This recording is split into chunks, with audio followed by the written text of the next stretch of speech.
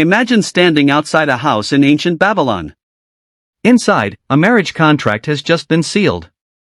Silver has changed hands. Property has been assigned. The terms of the union have been witnessed and recorded. But the woman at the center of the agreement may have had little control over the decision.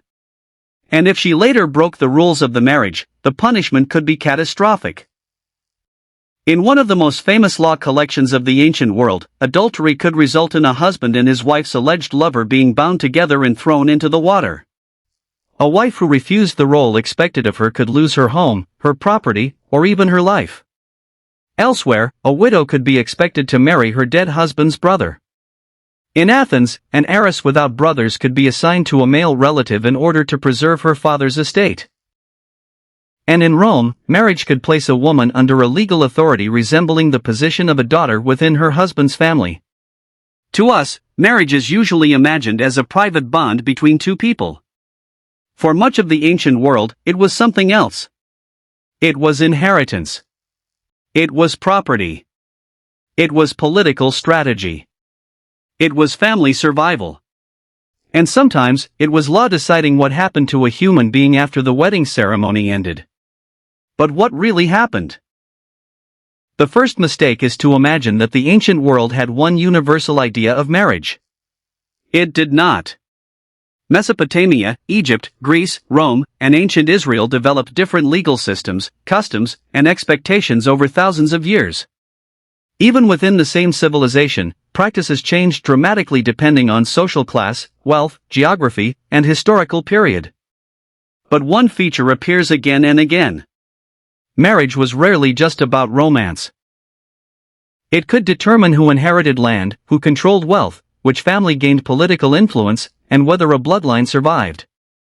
In classical Athens, for example, marriage was arranged through an agreement between the woman's male guardian and the future husband. The woman normally moved from her father's household into her husband's household.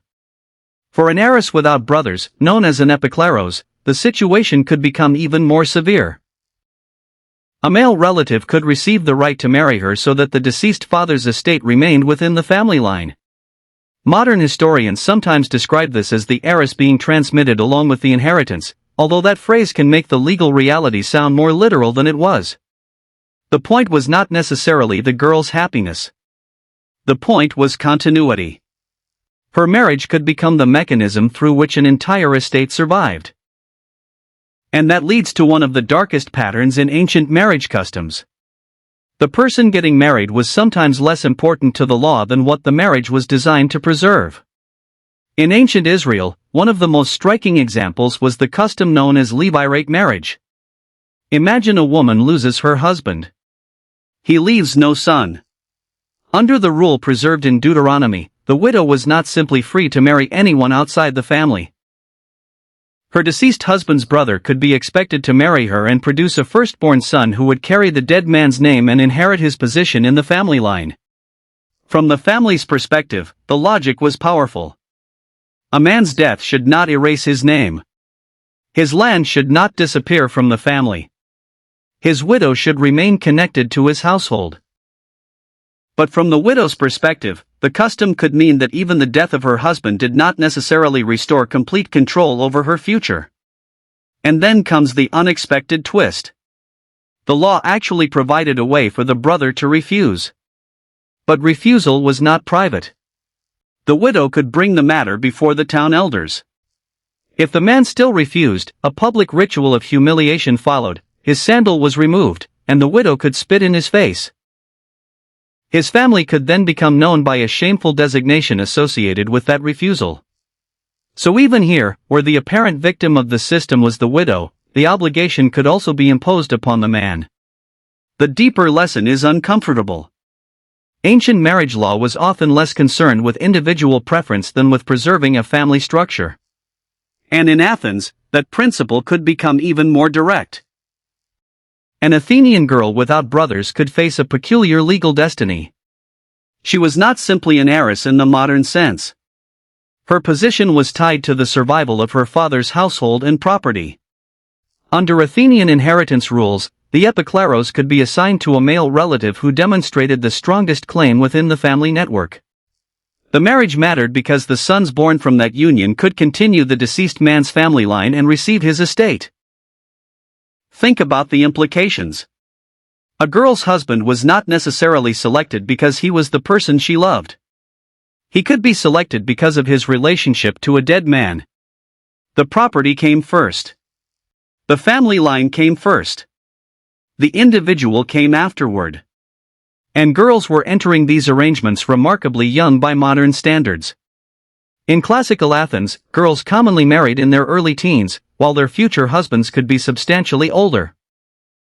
Sources describe marriages as arrangements made by male guardians, with the bride having little or no role in choosing her husband.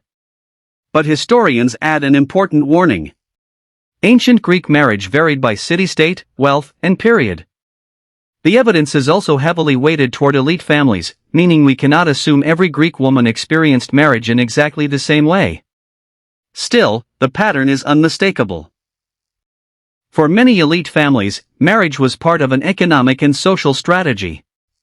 And the bride was expected to become part of that strategy almost immediately after puberty. Then came Rome. And Rome built one of the most complicated family power systems of the ancient world. In early Roman law, certain forms of marriage could place a woman in manu, literally under the legal power of her husband. This was not merely symbolic. The wife could enter a legal position comparable to that of a daughter within her husband's family. At the same time, Roman society was governed by the extraordinary authority of the paterfamilias, the male head of a household. Ancient Roman family law gave this figure sweeping powers over members of the familia. But here is the part that is frequently misunderstood. Not every Roman marriage operated this way. By the late Republic and later imperial periods, marriage without manus became increasingly common, allowing women to remain legally connected to their birth families and retain greater control over property. The old form of manus gradually declined and had largely disappeared as a dominant institution by the later Roman period. So Rome's darkest marriage structure was not the universal Roman marriage. It was an older legal model that reveals something important about Roman society. Marriage could literally reorganize a woman's legal identity. She could pass from the authority of one family into another. And the Roman obsession with family control did not stop there. Marriage itself could begin at an age modern audiences find deeply disturbing.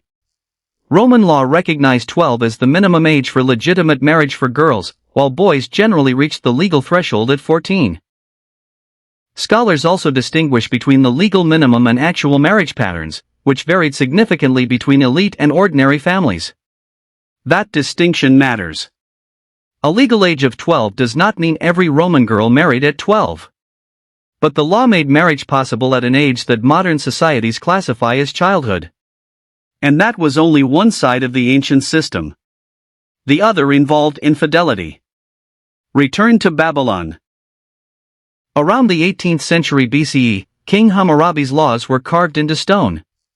Among them were rules dealing with marriage, adultery, inheritance, divorce, concubinage, and sexual offenses. One law stated that if a married woman and another man were caught committing adultery, both could be bound and thrown into the water. But even here, the ancient legal system contained a twist. The husband could pardon his wife. The king could pardon the other man. The punishment was severe, but the law still recognized a hierarchy of mercy and authority. Other provisions reveal an equally harsh imbalance.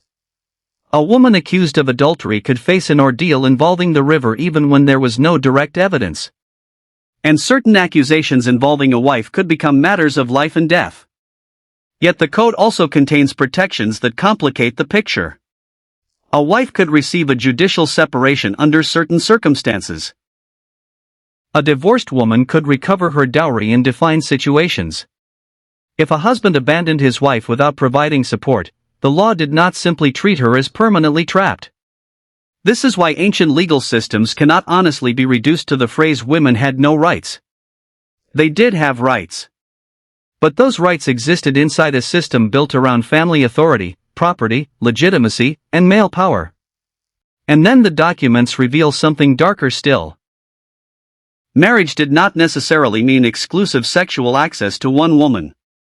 In the Babylonian legal tradition, a childless wife could provide her husband with a maidservant who would bear children. The children could be recognized as belonging to the household. If the arrangement produced children, the legal status of the maid could change in important ways. The code also recognized concubines, whose social and legal position was below that of the primary wife. To modern eyes, this is one of the most disturbing aspects of the system. The reproduction of a household could become an organized legal process.